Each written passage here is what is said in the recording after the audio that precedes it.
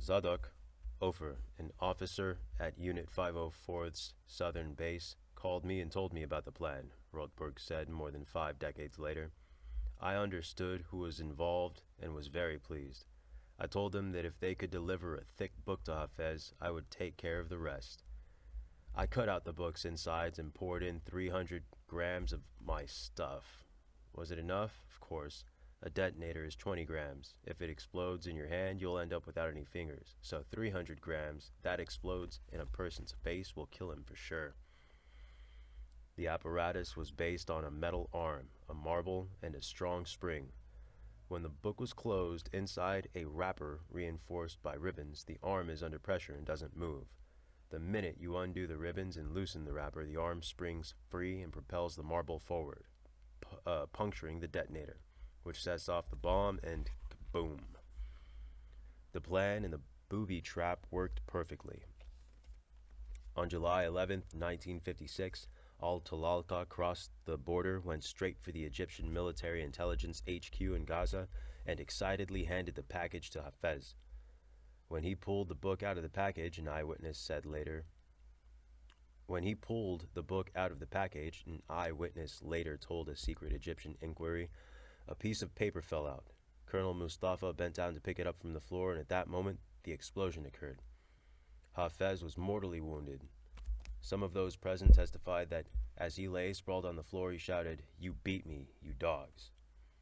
The next night, Nathan Rothberg paid a visit to his uncle, Roy's father. He made a special point of putting on his dress uniform.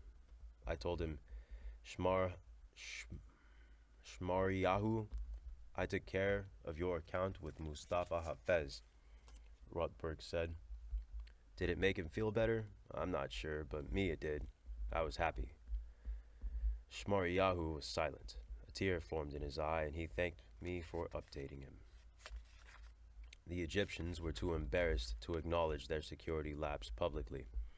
The day after Hafez died, a notice appeared in the Egyptian newspaper Al-Ahram. Colonel Mustafa Hafez, stationed in the Gaza Strip, was killed when a vehicle hit a mine. He was one of the heroes of the war in Palestine and fought for its liberation.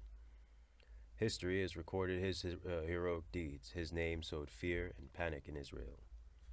The same day Hafez was killed, Salah Mustafa, the Egyptian military attaché in Amman, with 2 M's, received in the mail a copy of Achsun Panzer by Heinz Guderian, the German army's tank warfare hero and one of the fathers of the concept of blitzkrieg.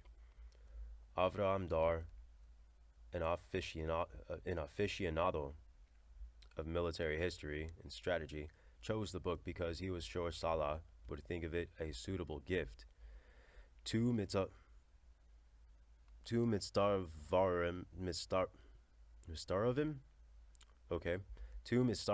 had entered East Jerusalem, which was under Jordanian rule, and mailed the book from there so the postmark wouldn't arouse suspicion.